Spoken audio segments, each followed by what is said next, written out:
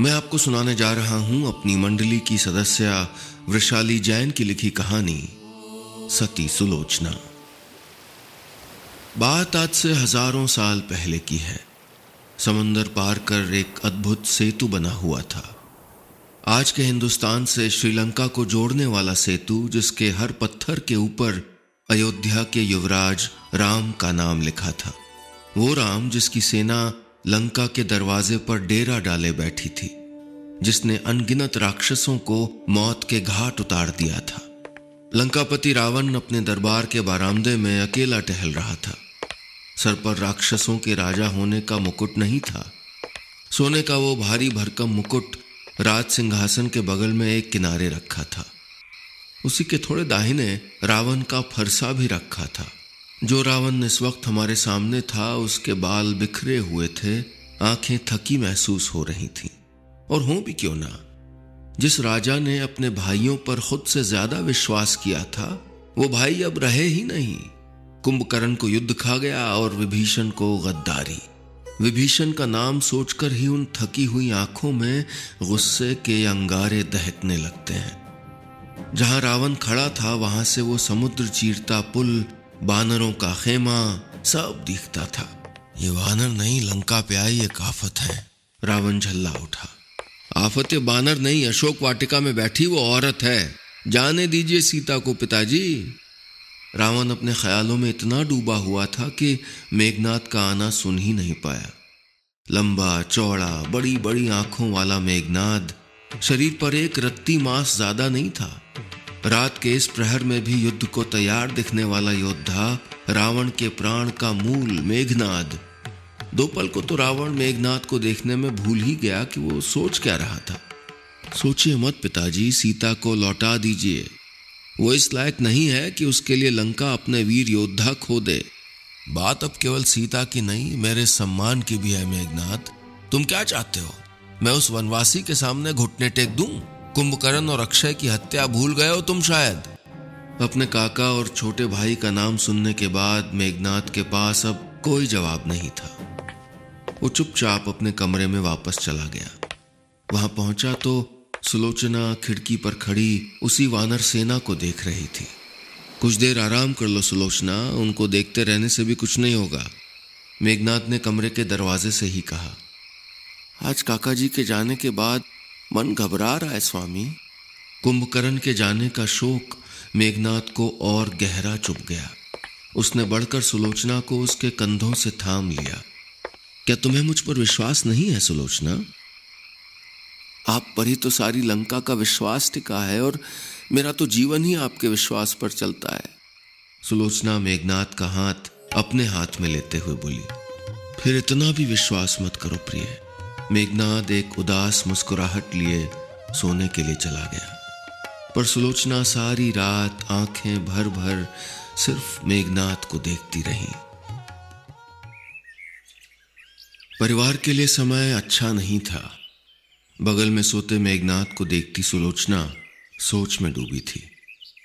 ये सारा संकट तब से शुरू हुआ था जब से पिता महाराज पंचवटी से उस सीता को ले आए थे।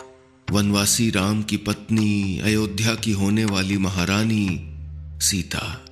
पिता महाराज ने उसके रूप की चर्चा सुनकर उसका हरण तो कर लिया, लेकिन उसे ढूंढने वालों ने लंका की नाक में दम कर दिया था। पहले वो हनुमान आया, चोरों की तरह लंका में घुस आया और पकड़े जाने पर अक्षय कुमार का वध करके पूरी लंका को आग लगा गया। ईंट पत्थर गारे का तो सारा नुकसान पिता महाराज ने विश्वकर्मा से भरवा लिया, लेकिन मन पर पड़ी उस रोज के आतंक की छाप का तो कोई कुछ नहीं कर पाया था। उस दिन हनुमान कितने ही राक्षसों को मार कर वापस चला गया था। उस रोज भी विभीषण काका ने पिता महाराज को समझाने की कितनी कोशिश करी थी कि आने वाले संहार को रोक लीजिए, राम से क्षमा मांग लीजिए, उनकी पत्नी को लौटा दीजिए। पिता महाराज ने काका को ही निकाल बाहर किया था। काका जाकर राम से मिल गए और उसके बाद तो जैसे परेशानियों ने घर में डेरा ही डाल दिया। सुलोचना नाग कन्या थी। उसके पास अपने जितने भी नाग शस्त्र, जिन्हें नागपाश भी कहा जाता है, थे, उसने मेघनाद को दे दिए। मेघनाद ने उनसे राम और उसके छोटे भाई लक्ष्मण को बांध भी लिया था, लेकिन राम दल की तरफ चीलें थीं। नाग बेचारे उनके आगे कुछ नहीं कर पाए। सुलोचना जानती थी कि काका जी के जाने के बाद युद्ध की सारी जिम्मेदारी मेघनाद पर थी। उसने एक बार फिर अपने स्वामी को नजर भर देखा। उसने गलत नहीं कहा था कि उसे मेघनाद पर खुद से भी ज्यादा भरोसा है, और हो भी क्यों ना। उसके स्वामी इंद्रजीत थे, वो योद्धा जिसने इंद्र को हरा दिया था, जिस पर रणदेवी प्रत्यंगिरा की असीम कृपा थी, और जिस स्वामी ने उसकी जिंदगी को प्रेम और आदर से भर दिया था, उस पर उसे भरोसा क्यों नहीं होगा। अगले दिन मेघनाद सेनापति का स्थान लिए युद्ध पर जाने के लिए तैयार था। सुलोचना के तिलक करते ही मेघनाद बोला, प्रमिले, आज उन 2 वनवासी भाइयों में से एक को तो मैं मार ही गिराऊंगा। दोपहर तक युद्ध के नाद भयंकर हो चले थे। दासी ने आकर बताया था, युवराज मेघनाद और राम के छोटे भाई लक्ष्मण में आमने सामने का युद्ध ठन गया है महारानी। सुलोचना ने मन ही मन शिव शंकर से सब कुशल रखने की विनती कर डाली। शाम तक भी युद्ध भूमि में गूंजती टंकारें तीखी हो गई थीं। मेघनाद की मां मंदोदरी और सुलोचना साथ ही थे। दोनों के चेहरे पर भले ही शिकन ना हो, लेकिन उनका एक दूसरे का हाथ थामे बैठना अपने आप में उनकी चिंता का गवाह था। सुलोचना के मन में अजीब और गरीब ख्याल आ रहे थे। उनका कवच तो ठीक से बंधा था ना? उनके रथ पे भरपूर शस्त्र थे या नहीं? राम के पास कहीं कोई ऐसा बाण तो नहीं जो उनका कवच भी भेद जाए? उफ, ये क्या सोचे जा रही हूं मैं। मुझे स्वामी की ताकत बनना है, कमजोरी नहीं। अपने ख्यालों में खोई सुलोचना की पकड़ मंदोदरी के हाथों पर कब कस गई उसे मालूम ही नहीं चला। सुलोचना ने नजरें उठाई तो मंदोदरी आंसू भरी आंखों से उसे देख रही थी। सब अच्छा होगा बेटी, तू इतना परेशान मत हो, शिव शंकर सब संभाल लेंगे।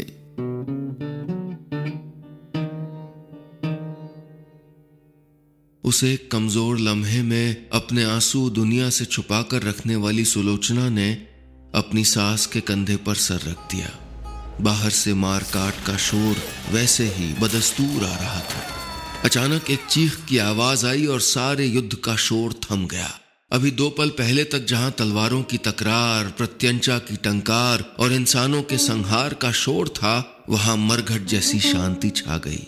चीख भयानक, दर्दनाक थी, और जिस तरह उसके बाद युद्ध रुका था, ये जरूर ही किसी बड़े योद्धा के घायल होने का संकेत था। सुलोचना का मन आतंकित हो उठा। उसने खुद को संभालते हुए दासी को बुलाया, जाओ पता करो अचानक युद्ध क्यों रुक गया। सुलोचना की आंखें जितना चाहें मंदोदरी से अपना डर नहीं छुपा पाई। उसने आंखें फेर ली और दूसरी दासी को बुलाया, देखो जाओ उस दासी को इतनी देर क्यों लग रही है। तब तक कमरे में मेघनाद की आमद हुई। उसने कमरे में आते ही सुलोचना को बाहों में भर लिया। धराशायी कर दिया मैंने उस लक्ष्मण को। राम को घुटनों पर गिरा रोते देख कर आ रहा हूं मैं। अब एहसास होगा इनको प्रिय कि भाई को खोने का दुख कैसा होता है। युद्ध हमारे पक्ष में आ गिरा है। राम अब लड़ने की हालत में ही नहीं होगा। सुलोचना इस वक्त मेघनाद की धड़कनें सुनने में खोई हुई थी। वो चीख मेघनाद की नहीं थी, शत्रु की थी। मेघनाद का शरीर चोटों से भरा हुआ था, पर वो जीवित थे। उसके स्वामी, उसका प्रेम जीवित था। प्रिय, मैंने तय किया है कि मैं इस युद्ध को जीतने के लिए मां प्रत्यंगिरा की उपासना करूंगा। मैं अजेय होने का यज्ञ करूंगा। हनुमान के लंका दहन करने के बाद पहली बार उम्मीद की एक किरण नजर आ रही थी। 3 दिन के घनघोर युद्ध के बाद मेघनाद लक्ष्मण को घायल कर पाया था। युद्ध थम गया था। उसे विश्वास था लक्ष्मण बच नहीं पाएगा, और उसका विरोधी राम इस सदमे से जब तक उठेगा तब तक उसका यज्ञ पूरा हो जाएगा। उसके बाद लंका वैसे ही पहले जैसी सुखमय हो जाएगी, ऐसा सोचा था मेघनाद ने। सुलोचना की आंखों के नीचे के काले घेरे उसे जीने नहीं दे रहे। जब से युद्ध शुरू हुआ है, उसने सुलोचना को मुस्कुराते नहीं देखा। सुलोचना ने आज उससे कहा भी था, ये युद्ध रुकवा दीजिए स्वामी, हम नहीं जीत सकते, आप जानते हैं। मेघनाद जानता था वो सही कह रही है, पर अपने पिता के झुके हुए सर से बेहतर उसका अपना कटा हुआ सर था। सुलोचना चट्टान की तरह मां को संभाले हुए थी, वरना अक्षय के और उसके दूसरे भाइयों के जाने का दुख मां को कब का तोड़ देता। स्त्री हर लेना राक्षसों के लिए कोई नई बात नहीं थी, लेकिन सीता के आने के बाद से लंका की खुशी पर ग्रहण पड़ गया था। मैं लंका की इस मनहूसियत को खत्म कर दूंगा, बस अब बहुत हो गया। मेघनाद एक गुफा के सामने खड़ा था। इस जगह का पता सिर्फ और सिर्फ उसके परिवार वालों को था। मेघनाद ने अपने सारे हथियार वहीं एक किनारे बाहर रख दिए। ये उसका याज्ञयार था। यहां वो सिर्फ अपनी श्रद्धा ही भीतर ले जाता था। मेघनाद को अभय का वरदान था। उसे सिर्फ वही मार सकता था जो उसका यज्ञ खंडित कर सके, और इतना साहस अब किसी में नहीं था। मेघनाद अपने यज्ञ के सारे बर्तन, सामान और सामग्री भी खुद लेकर जाता था। उसने अग्नि प्रज्वलित की। सारी गुफा मेघनाद के गर्जन से गूंज उठी। मेघनाद की आवाज हर आहुति के साथ तेज होती जा रही थी। उसका ध्यान सिर्फ और सिर्फ उसके मंत्रों पर था कि तभी अचानक गुफा के ऊपर से सुराख में से पानी गिरने लगा। मेघनाद ने अपना ध्यान और पक्का किया। उसकी आवाज और तेज हो गई। थोड़ी देर में उसके चारों ओर बंदरों ने आतंक करना शुरू कर दिया। मेघनाद ने टेढ़ी निगाह से देखा तो ऊपर के सुराख से और बंदर नीचे उतर रहे थे। मेघनाद ने फिर भी अपना सारा ध्यान यज्ञ की तरफ ही रखा। बंदर उसे काटते, नोचते, खसोटते, पर मंत्र पढ़ता जाता, लेकिन फिर किसी ने उसके यज्ञ कुंड में पानी डाल दिया। यज्ञ की अग्नि बुझ गई। यज्ञ खंडित हो गया। मेघनाद को काटो तो खून नहीं। उसकी एक हुंकार से सारे बंदर चारों ओर बिखर गए। वो तमतमाता हुआ बाहर निकला तो अपनी आंखों पर विश्वास नहीं कर पाया। लक्ष्मण पूरी फौज के साथ आया था। लक्ष्मण, और लक्ष्मण के साथ रथ में थे उसके अपने विभीषण काका। तो इन्होंने ही वानर सेना को यहां का पता दिया होगा। इन्होंने ही लक्ष्मण को ठीक करने का रास्ता भी दिखाया। काका, आपका ये घात लंका कभी नहीं भूलेगी। और यही कहते हुए मेघनाद ने अपना धनुष उठाया और लक्ष्मण पर चला दिया ब्रह्मास्त्र, वो आखिरी अस्त्र जिससे कभी कोई नहीं बचा। मेघनाद की हुंकार से सारा आसमान भर गया।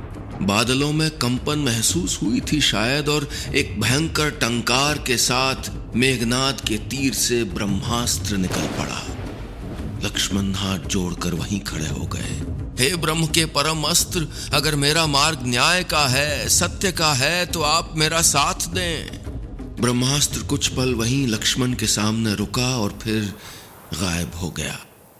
जब रास्ते सही हों, सत्य के हों, तब बड़े से बड़ी बाधा भी झुकने पर मजबूर हो जाती है।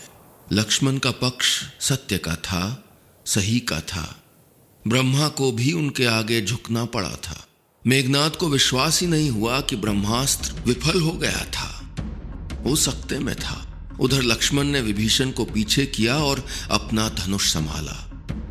मेघनाद का आत्मविश्वास डोल गया था, फिर भी वो डटा रहा। इधर लक्ष्मण की हिम्मत बढ़ती जा रही थी।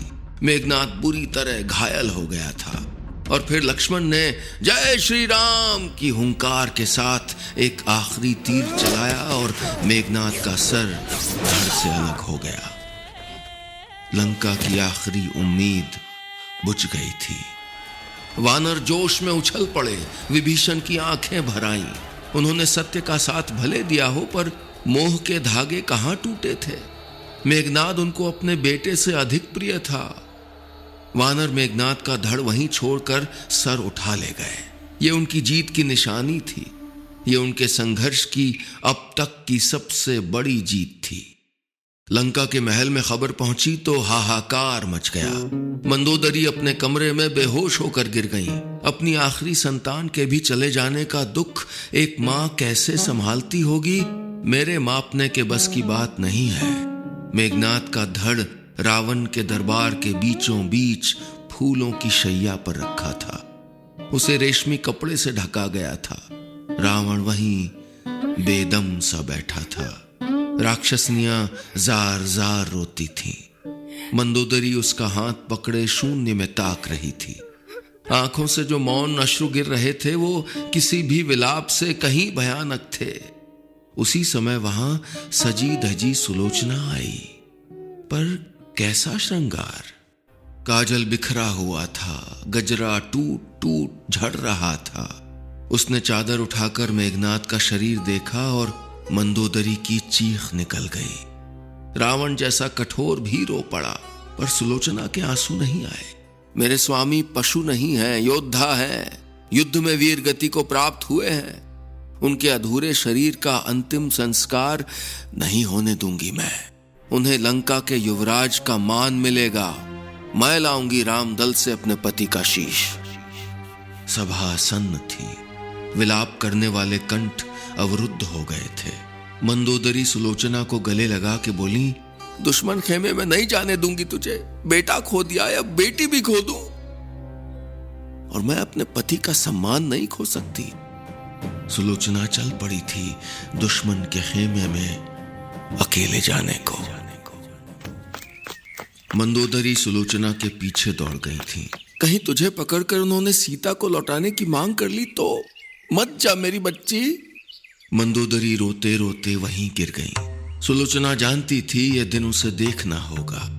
उसके स्वामी ने वो किया जो उनको करना था, अब वो वही करेगी जो उसका धर्म है। सुलोचना लंका के द्वार पर खड़ी थी। रावण की भेजी हुई सेना उसने लौटा दी थी। वो सिर्फ अपने पति का शीश लेने आई थी। उसे कोई युद्ध, कोई बदला नहीं चाहिए था। वो तो सिर्फ अपने प्रेम के लिए आई थी। आखिरी बार जब वो यहाँ आई थी तो समुद्र तट पर मेघनाद के साथ बैठने आई थी। उस दिन मुस्कानें उसने एक डिब्बे में बंद करके दिल के किसी कोने में दबा दी थी। वो इस वक्त कमजोर नहीं पड़ सकती थी। वो जहन के किसी कोने में सारी लंका का अपने पैरों पे गिरना भी दबा चुकी थी। लंका के हर घर का अंधेरा भी उसे नजर नहीं आ रहा था। नजर आ रहा था तो बस रामदल का खेमा। मैं रावण कुलवधू सुलोचना हूं। श्री राम से कहो मैं अपने पति का शीश लेने आई हूं। रामदल में खलबली मच गई। रावण की बहू अकेली निहत्थी दुश्मनों के खेमे में चली आई थी। राम, लक्ष्मण, विभीषण, हनुमान सब खेमे के द्वार पर आए। लक्ष्मण बोले, मेघनाद का शीश हमारी विजय का प्रतीक है, हम उसे नहीं लौटाएंगे।